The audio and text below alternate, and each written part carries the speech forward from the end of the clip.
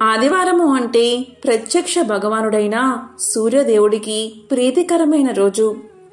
ఈరోజు ఏం చేయకపోయినా సరే ఈ 5 పరిహారాలు పాటిస్తే జీవితంలో సంపద, శ్రేయస్సు సిద్ధిస్తుందట. మరి ఆదివారం రోజు ఏ పరిహారాలు పాటిస్తే సకల శుభాలు కలుగుతాయో ఇప్పుడు ఈ వీడియోలో తెలుసుకుందాం.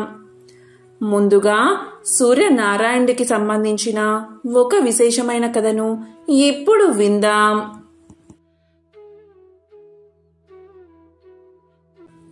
ఈ కథ బ్రహ్మ వైవత్ర పురాణంలోనిది.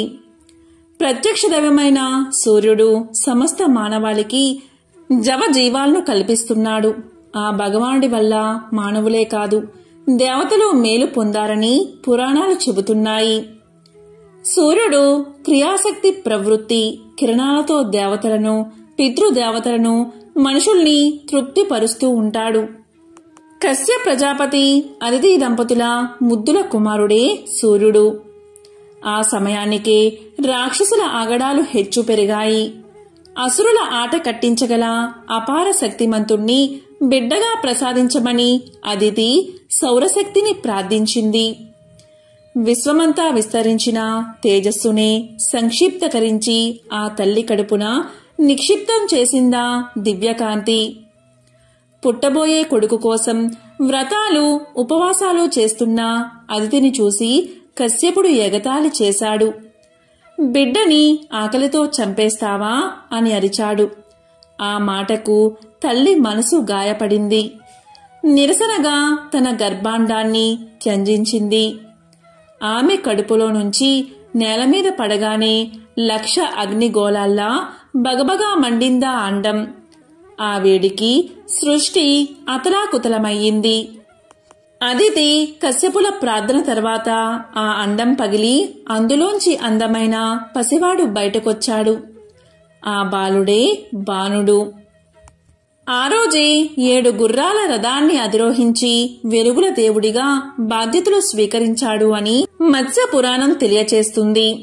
తల్లి కోరిక మేరకు దేవతల శత్రువులైన రాక్షసుల్ని ఓడించినందువల్ల ఆదిత్యుడు అని పిలువబడ్డాడు. సూర్యుడు ఎరుపు వర్ణం కలవాడు. ఆయన రథమునందు ఒకే చక్రం ఉంటుంది. దీనిని సంవత్సరము అంటారు. ఈ రథం 12 మాసాలు, 6 ఋతువులు, 4 మాసాలు చొప్పున 3 నాభులు ఉంటాయి. ఇదే కాలచక్రం అని కూడా అంటారు. కాబట్టి సూర్య భగవానుడు 12 మాసాలలో 12 పేర్లతో ఆరాధించబడతాడు. విశ్వకర్మ తన నైపుణ్యాన్నంతా గుదిగుచ్చి అగ్నిగోళం లాంటి సూర్యబింబాన్ని అరగదీసి కరగదీసి తాప తీవ్రతను తగ్గించాడు. ఆ అరుగుదల్లో పుట్టిన రేణువుల నుంచి విష్ణువుకు చక్రాన్ని, శివుడికి శూలాన్ని తయారు చేసిచ్చాడని పురాణ కథనం. ఖగోళ శాస్త్రం ప్రకారం సూర్యుడి వయస్సు 460 కోట్ల సంవత్సరాలు. దాదాపుగా సృష్టి వయసు కూడా అదే. సూర్య భగవానుడి రూపాలను 12గా, వారిని 12 ఆదిత్యులుగా ఆయా మాసాలలో ఆ రూపాల్లో పూజిస్తూ ఉంటారు. వాటిలో భాగంగానే కశ్య ప్రజాపతి కుమారుడు సూర్యుడని, వారిలో ఇక్ష్వాకుడు రాజైన కారణంగా ఇక్ష్వాకు వంశంలో రాజులందరినీ సూర్యవంశరాజులు అంటారని చెబుతూ ఉంటారు. సూర్యుడు వేసే ప్రతి అడుగు వేగానికి, కాలగమనానికి కొలబద్ద. మనం లెక్కించే సెకన్లు, నిమిషాలు, గంటలు, రోజులు, వారాలు, నెలలు, సంవత్సరాలకు ఆధారం సూర్యుడే. కాలమే వేద స్వరూపం అంటుంది వేదం. కాలం కంటికి కనబడదు, దైవమో అంతే. కాని కాలానికి ప్రామాణికమైన సూర్యుడు మనకు కనిపిస్తాడు. అందుకే ఆయన్ని ప్రత్యక్ష దైవంలా కొలచి ఆది నారాయణుడిగా ఆరాధిస్తాం. భౌతిక, వైజ్ఞానిక దృష్టితో పరిశీలిస్తే సృష్టి, స్థితి, లయకారకుడు సూర్యుడు మాత్రమే. ఆయన వల్లే సమస్త ప్రకృతి చైతన్యమవుతుంది. సూర్యుడికి ఎంతో ప్రీతికరమైనది ఆదివార వ్రతం. సూర్యుడు అనంతమైన కిరణాలు కలవాడు, జగత్తుకు వెలుగు ప్రసాదించేవాడు, జ్యోతి స్వరూపుడు, దినరాత్రాలు ఏర్పరిచినవాడు. ఆయురారోగ్యాలు ప్రసాదించేవాడు, శుభాలను కలిగించేవాడు, ముల్లోకాలకు చూడామణి, దినాలకు మణి వంటివాడు. అతని పేరు మీద ఏర్పడిన రోజే ఆదివారం. ఆదివార వ్రతం చేయడం వల్ల అనంతమైన లాభాలు కలుగుతాయి. మరి దానికి సంబంధించిన పురాణ కథను ఇప్పుడు విందాం. పూర్వం ఉజ్జయిని నగరంలో ఒక అవ్వ ఉండేది. ఆమెకు ఎవరూ లేరు. దైవభక్తి పరారురాలు.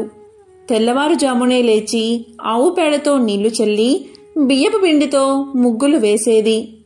స్నానం చేసి శుచిగా దేవుణ్ణి పూజించేది. అంతవరకు మంచినీళ్లు కూడా ముట్టేది కాదు. అవ్వ వద్ద ఆవు లేకపోవడం వల్ల పొరుగింటి వారి నుంచి గోమయం తెచ్చుకునేది. అవ్వ ఏ రోగాలు లేకుండా ఆరోగ్యంగానూ సంతోషంగానూ ఉండడం చూసి పొరుగామి ఎంతో ఈర్ష్యపడేది.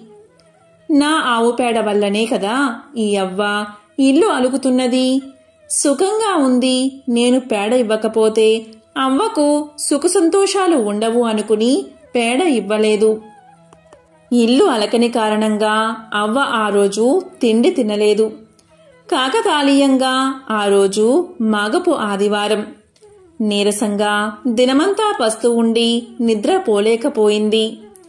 రాత్రల్లా ఒకే ఆలోచన. రేపు పేడ దొరక్కపోతే ఉపవాసం ఉండాలి అనుకుంది. కరుణామయుడైన ఆ సూర్య భగవానుడు ఈ చిన్నపాటి కోరిక తీర్చడా అనుకుంది. కోడి కూతతో పక్క మీద నుంచి దిగి వీధి గుమ్మం వద్దకు వచ్చింది. ఆమె ఆనందానికి హద్దులు లేవు. ఎందుకు అంటే గుమ్మం ముందు ధవల వర్ణంతో మెరిసిపోతున్న ఆవు కట్టి ఉంది. అవ్వను చూడగానే పేడ వేసింది ఆ ఆవు. అప్పుడే భాస్కరుడి కిరణాలు నేలమీద పడుతున్నాయి. అవ్వ గోవుకి దండం పెట్టి గోమయంతో ఇల్లంతా అలికి సంతోషంగా నిత్య కర్మలు పూర్తి చేసింది. ఆవు అక్కడ్నుంచి కదల్లేదు. తను వండుకున్నదే ఆవుకు ముందు పెట్టి తరువాత తాను తింది అవ్వ. రాత్రైనా ఆవు కదల్లేదు. దేవుడే తనకిచ్చాడని అనుకుంది అవ్వ. అలా అనుకుని ఆవుని ఇంట్లో కట్టుకుంది. రోజూ ఆవుకు మేత పెడుతుంది. పొరిగింటామె ఈ ఆవు అవ్వకు ఎవరిచ్చారు అని అనుకుంది. బహుశా దొంగలించిందేమో అనే అనుమానంతో గ్రామాధికారికి ఫిర్యాదు చేసింది పొరిగింటావిడ. దాంతో గ్రామాధికారి మనుషులు వచ్చి నువ్వు దొంగవు, నేరం చేశావు అని నేరాన్ని మోపి ఆవును తోలికెళ్లిపోయారు. ఆ రాత్రి ఆమె దేవుణ్ణి తలుచుకుంటూనే గడిపింది.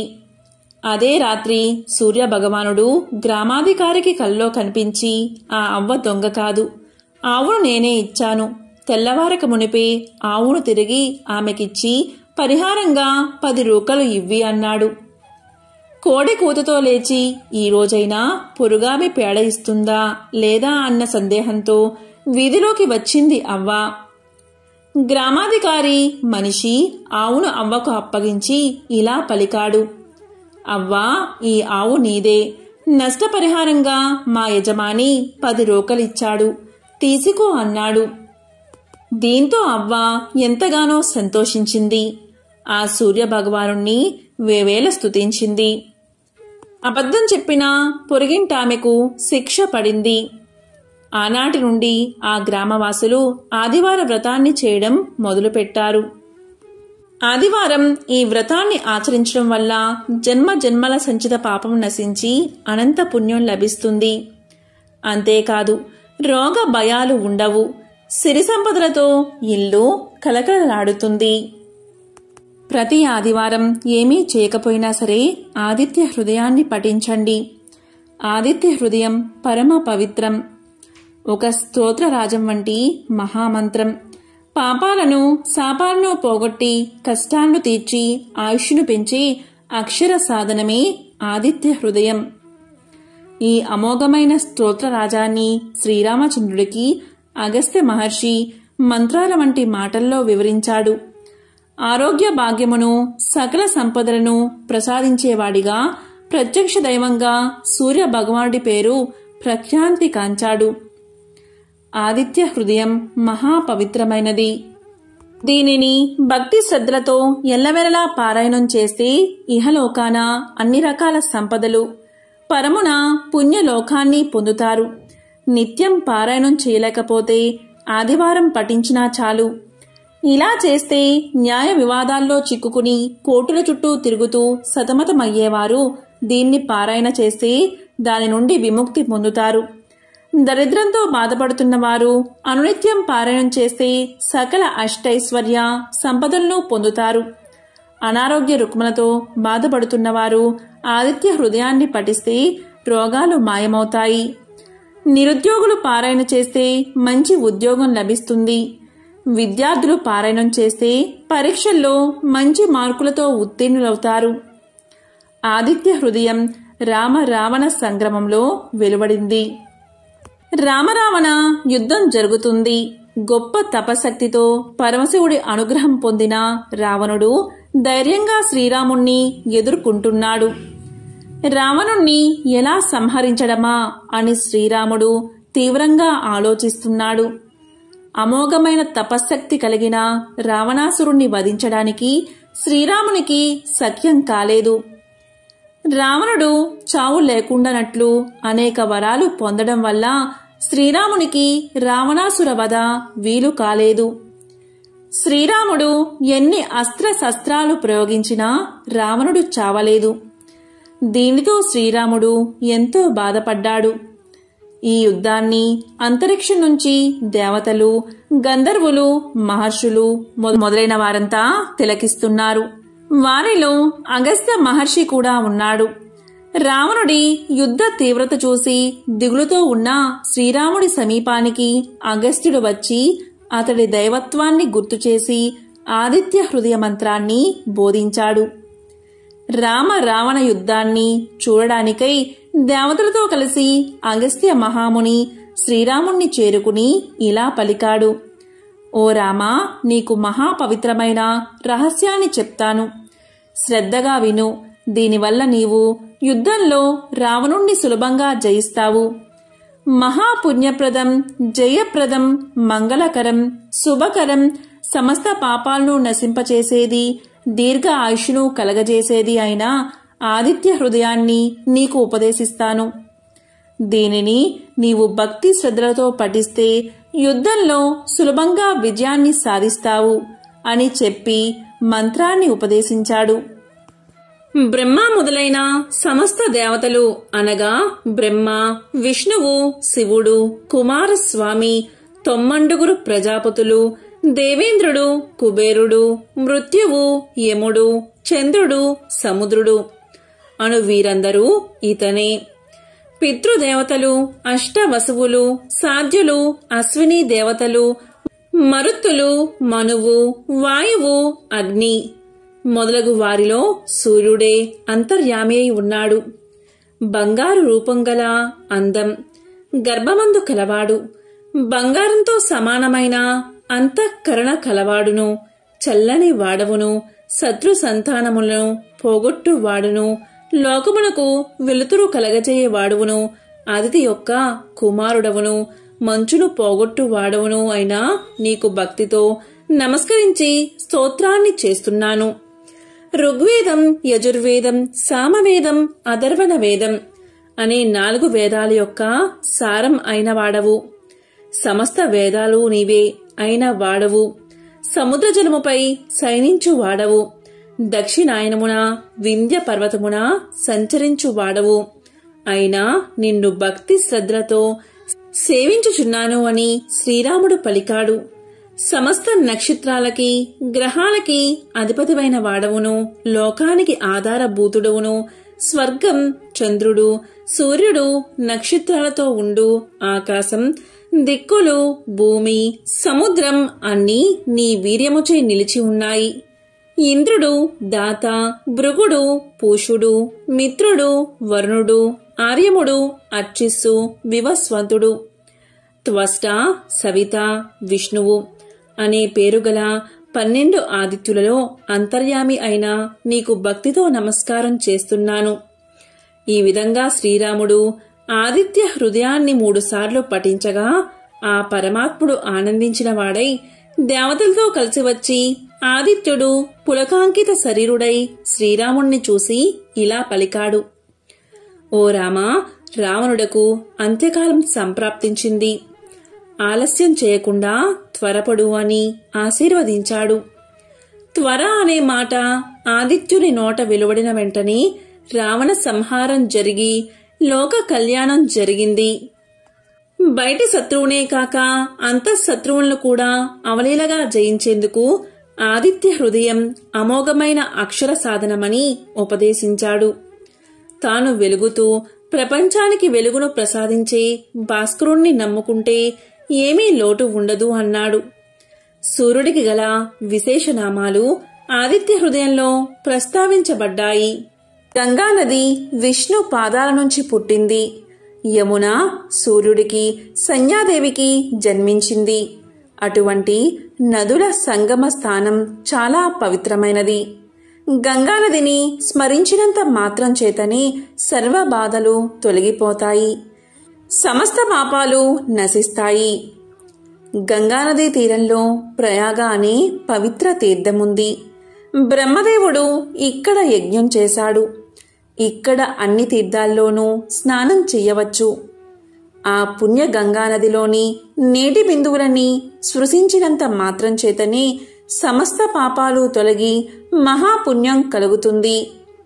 ఈ విధంగా నారద మహర్షి గంగ గురించి తెలియచేస్తూ గంగా నది స్నానం వల్ల సకల పాపాలు తొలగిపోతాయని చెప్తూ ఇంకా ఇలా తెలియచేశాడు. సూర్యవంశంలో పురూరవుడు అనే రాజు ఉండేవాడు. అతని కుమారుడు బాహు. తండ్రి మరణం తర్వాత బాహు రాజయ్యాడు. అతను ధర్మాత్ముడు.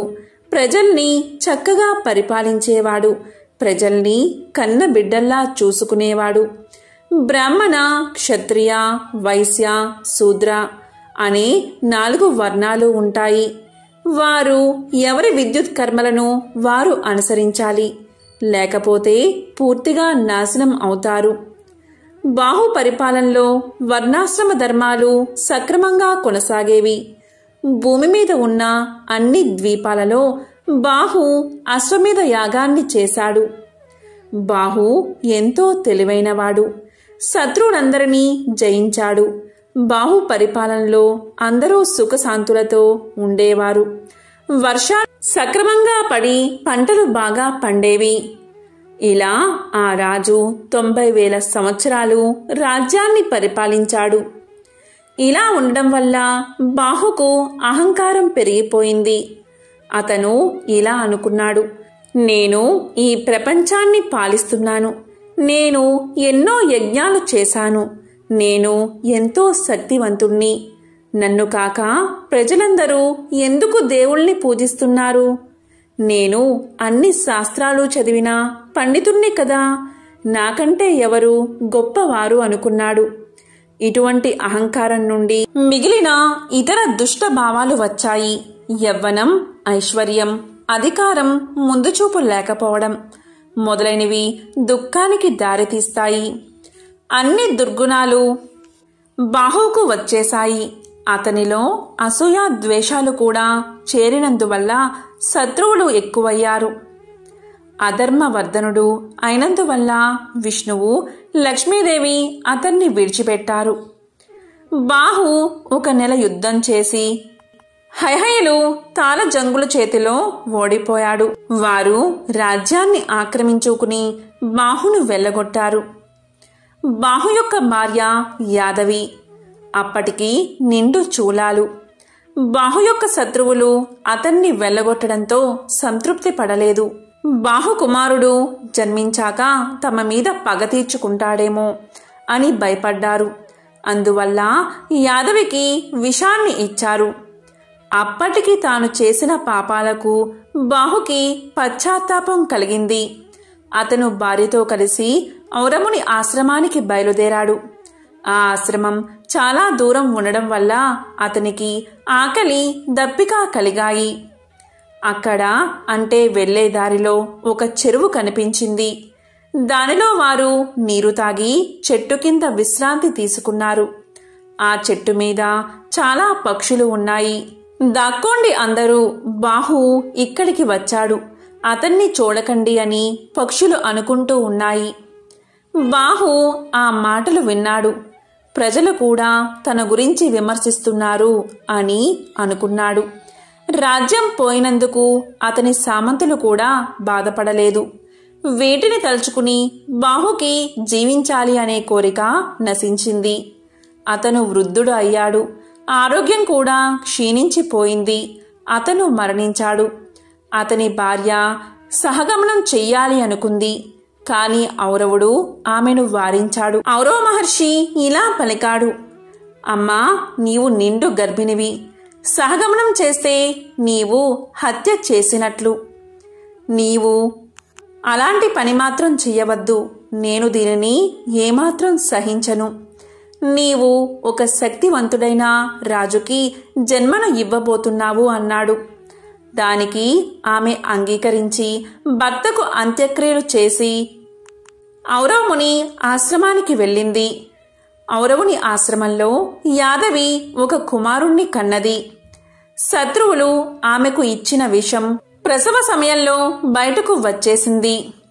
తల్లిని బిడ్డను ఆ విషం ఏమీ చెయ్యలేదు. గర అంటే విషమని అర్థం, సా అంటే కూడా అని అర్థం. కాబట్టి ఆమె కుమారుడికి సగరుడు అనే పేరు పెట్టింది. ఔరవుడు సగరుడికి అన్ని శాస్త్రాలు నేర్పించాడు. క్షత్రియ ధర్మాలను తెలియచేశాడు. అతను పెద్దవాడిన తర్వాత యుద్ధకళ నేర్పించాడు. సగరుడు న్యాయవంతుడు, ధైర్యవంతుడు అయ్యాడు. తరువాత సగరుడు తల్లిని ఇలా అడిగాడు, నా తండ్రి ఎక్కడున్నారు? అసలు నా తండ్రి ఎవరు? తండ్రి లేని జన్మ ఎందుకు? దయచేసి నా తండ్రి ఎవరో చెప్పు అని తల్లిని అడిగాడు. అంతవరకు యాదవి సగరుడికి తండ్రి గురించి చెప్పలేదు. ఇప్పుడు చెప్పలేక తప్పలేదు. నీ తండ్రిని శత్రువులు తరిమేశారు నాయనా అని చెప్పింది. ఆ విషయం విని సగరుడు శత్రువుల మీద పగ తీర్చుకోవాలి అనుకున్నాడు. తల్లి ఆశీర్వాదాన్ని ఔరవుని దీవెల్లో తీసుకుని సగరుడు బయలుదేరాడు. వశిష్ఠుడు బాహు యొక్క గురువు కాబట్టి సగరునికి కూడా గురువే. సగరుడు వశిష్ఠుని వద్దకు పోయి అతని ఆశీర్వాదాన్ని తీసుకున్నాడు. వశిష్ఠుడు సగరునికి ఇంద్రాస్త్రాన్ని, వరుణాస్త్రాన్ని, బ్రహ్మాస్త్రాన్ని, ఆగ్నేయాస్త్రాన్ని మొదలైన దివ్య అస్త్రాలు ఇచ్చాడు. శక్తివంతమైన ధనస్సు కూడా ఇచ్చాడు. వీటి వల్ల సగరుడు అజేయుడు అయ్యాడు. సగరుడు శత్రువులపై యుద్ధం చేశాడు. కొంతమంది శత్రువులు చనిపోయారు. బతికున్నవారు వశిష్ఠుని వద్దకు రక్షణ కోసం వెళ్లారు. అప్పుడు సగరుడు వశిష్ఠుడితో ఇలా చెప్పాడు, ఋషివర్య, ఈ పాపాత్ములను చంపడం అవసరం. వారికి మీరు రక్షణ ఇవ్వకండి. శత్రువుని బతకనివ్వకూడదు అన్నాడు. దానికి వశిష్ఠుడు ఇలా పలికాడు, వద్దు, వారిని బతకనివ్వు. తెలివి తక్కువగా చంపడం మంచిది కాదు. తరువాత వారి పాపాలకు వారే శిక్షను అనుభవిస్తారు. రక్షణ కోసం వచ్చిన వారిని చంపి నువ్వు పాపాన్ని ఎందుకు మూట కట్టుకుంటావు అన్నాడు వశిష్ఠుడు. అప్పుడు సగరుడు వారిని చంపకుండా విడిచిపెట్టాడు. కాని వారిని మరో విధంగా శిక్షించాడు. అతని శత్రువుల్లో కొంతమందికి శిరోజాలు కత్తిరించాడు. కొంతమంది యవ్వనులకు శిరోజాలను పొడవుగా పెంచాలి అని శాసించాడు. కొంతమంది శత్రువులకు శిరోముండనం చేయించడమే కాకుండా వారి గడ్డాలను తీయించాడు. వారిని వేదాలు చదవకూడదు అని నిషేధించాడు. ఇలా జరిగిన తర్వాత వశిష్ఠుడు సగరునికి పట్టాభిషేకం చేశాడు. సగరుడికి 2 భార్యలు. ఒకరు కేసని, ఆమె విదర్భరాజు కుమార్తె. 2వ భార్య సుమతి. సగరుడు రాజైన విషయం విని ఔరవుడు అతన్ని ఆశీర్వదించడానికి వచ్చాడు. అప్పుడు ఔరవుడు సగరుడితో ఇలా పలికాడు, నేను నీకు 2 వరాలు ఇవ్వాలి అనుకుంటున్నాను. నీ భార్యలో ఒకరికి ఒకే ఒక కుమారుడు జన్మిస్తాడు. మరొకరికి 60,000 మంది కుమారులు కలుగుతారు. ఏ భార్యకు ఏది కావాలో కోరుకో అన్నాడు. దానికి రాజు కేశనికి ఒక కుమారుడు, అలాగే సుమతికి 60,000 మంది కుమారులు కావాలి అని ప్రార్థించాడు. ఆ విధంగానే కేశనికి ఒక కుమారుడు పుట్టాడు. అతను చాలా దుర్మార్గుడు అయ్యాడు. అతనికి అసమంజసుడు అనే పేరు పెట్టారు. సుమతికి 60,000 మంది పుత్రులు కలిగారు.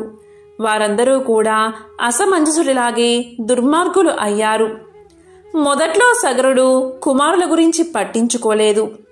అసమంజసుడికి ఒక కొడుకు పుట్టాడు. అతని పేరు అంశుమంతుడు.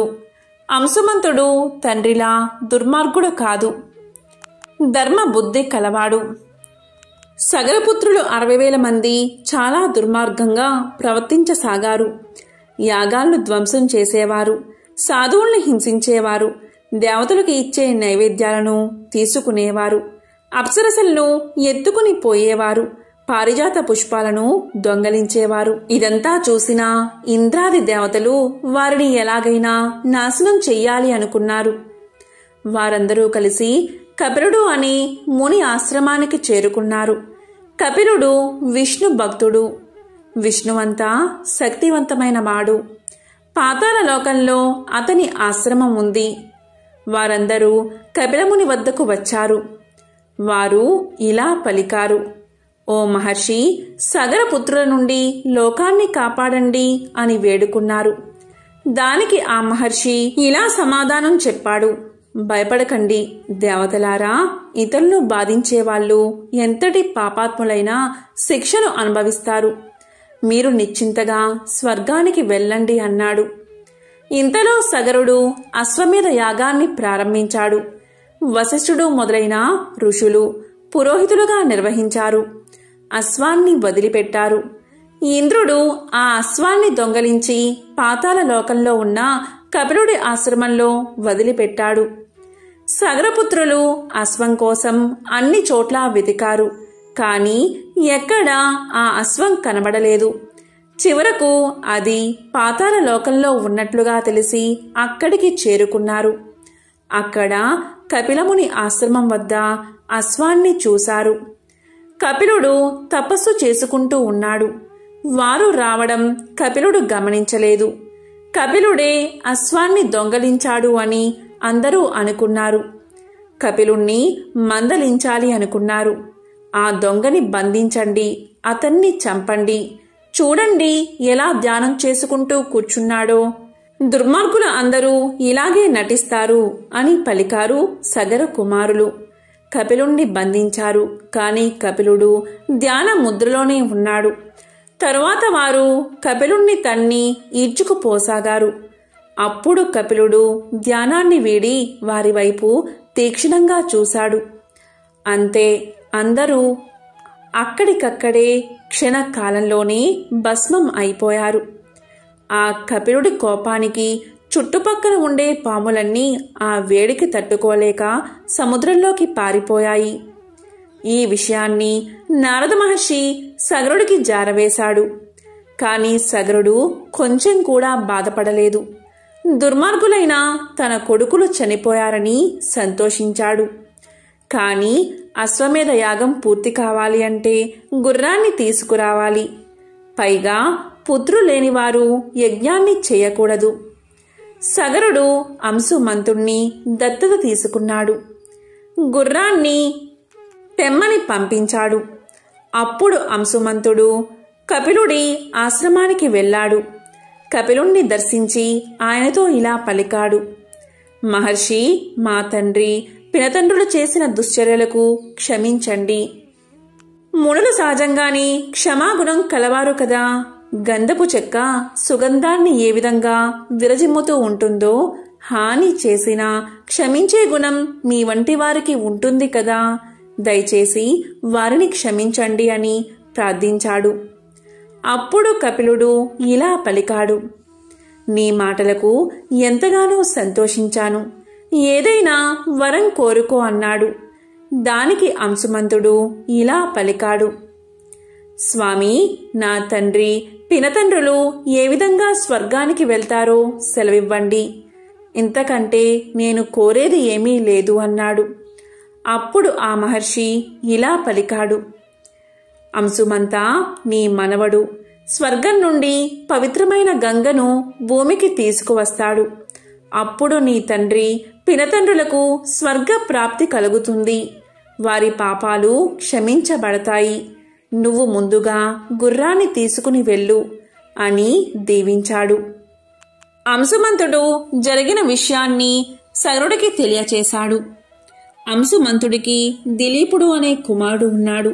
ఆ దిలీపుని కుమారుడే భగీరథుడు.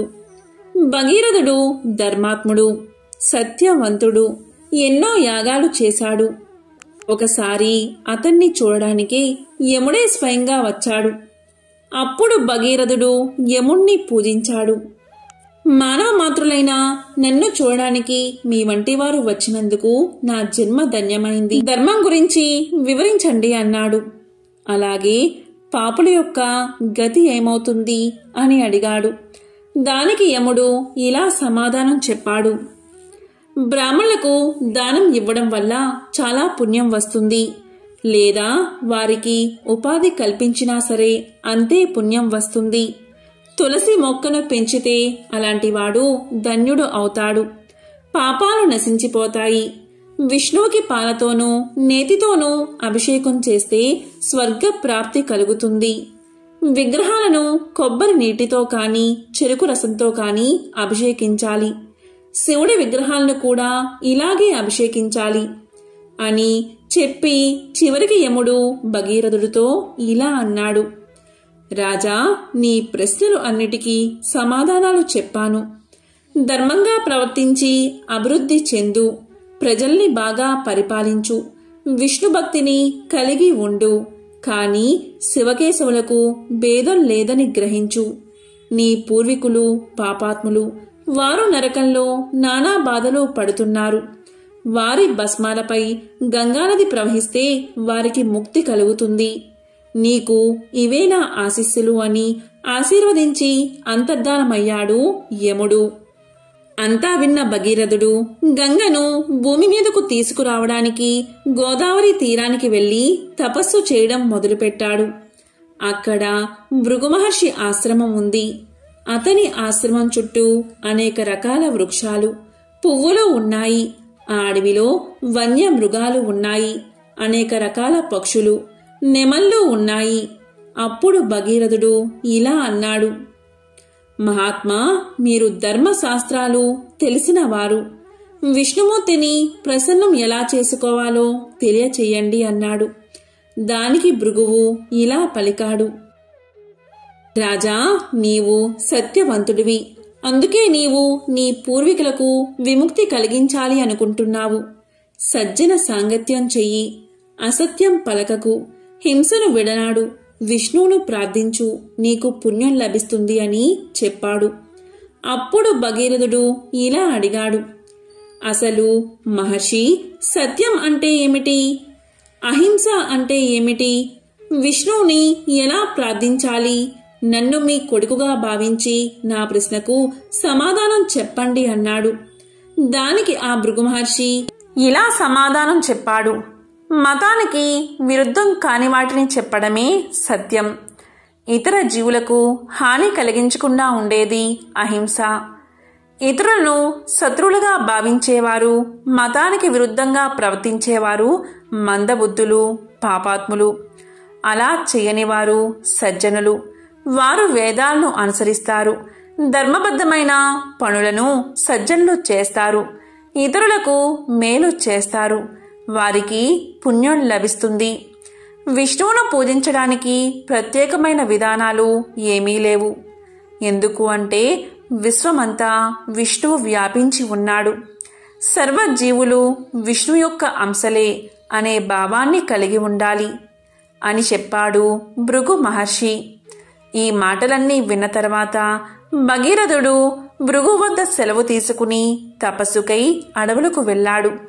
కొంతకాలం అడవిలో తపస్సు చేసిన తర్వాత హిమాలయాలకు వెళ్ళాడు. అక్కడ గంగానది ప్రవహిస్తూ ఉంది. ఆ ప్రదేశంలో భగీరథుడు ఘోరమైన తపస్సు చేశాడు. చాలా కాలం గడిచిపోయింది. ప్రాణాయామం చేస్తూ 60,000 సంవత్సరాలు తపస్సు చేశాడు. భగీరథుని నాసిక రంధ్రాల ద్వారా పొగరావడం ప్రారంభించింది. అప్పుడు దేవతలు భగీరథుడి తపస్సుకి భయకంపితులు అయ్యారు. అతను వరాన్ని పొంది తమను స్వర్గం నుంచి గెంటి వేస్తాడు అనుకుని అతని తపస్సుకు భంగం చెయ్యాలి అనుకున్నారు. వారు క్షీరోద అనే మహాసముద్ర ప్రాంతానికి వెళ్ళి విష్ణువును ప్రార్థించారు. అప్పుడు విష్ణువు ప్రత్యక్షమై భగీరథునికి అటువంటి దురుద్దేశం లేదని దేవతలకు చెప్పి భగీరథుడికి సాక్షాత్కరించాడు శ్రీ మహావిష్ణువు. అప్పుడు మహావిష్ణువు ఇలా పలికాడు, భగీరథ, నువ్వు నీ పూర్వీకులకు స్వర్గప్రాప్తి కలిగించాలి అనుకుంటున్నావు. శివుడికి నాకు భేదం లేదు. శివుణ్ణి ప్రార్థిస్తే నీ కోరిక తీరుతుంది అన్నాడు. అప్పుడు భగీరథుడు విష్ణువు మాటపై శివుణ్ణి ప్రార్థించాడు. అప్పుడు శివుడు ప్రత్యక్షమయ్యాడు. భగీరథ, నీ తపస్సుకు మెచ్చాను. ఏ వరం కావాలో కోరుకో అన్నాడు. అప్పుడు భగీరథుడు, ప్రభు, నా పూర్వీకులకు సద్గతి కలిగించాలి అని కోరుకుంటున్నాను. కాబట్టి గంగను భూమి మీదకి రప్పించండి అన్నాడు. అప్పుడు శివుడు వరాన్ని ఇచ్చి అదృశ్యమయ్యాడు. వెంటనే గంగ బయలుదేరింది. అందువల్ల గంగకు భాగీరథి అనే పేరు వచ్చింది. భగీరథుడు గంగను కపిలముని ఆశ్రమానికి తీసుకువచ్చాడు. అతని పూర్వీకుల భస్మాల మీదుగా గంగను ప్రవహింపచేశాడు. దీంతో భగీరథుని పూర్వీకులకు స్వర్గ ప్రాప్తి కలిగింది. ఇదే గంగానది మహత్యాన్ని తెలిపే ఒక విశేషమైన కథ. ఎంతో పవిత్రమైన ఈ కథను విన్నా, చదివినా, చెప్పినా, వినిపించినా సకల శుభాలు కలుగుతాయి. ఓం నమః శివాయ. ఓం నమో నారాయణాయ. ఓం సూర్యాయ నమః.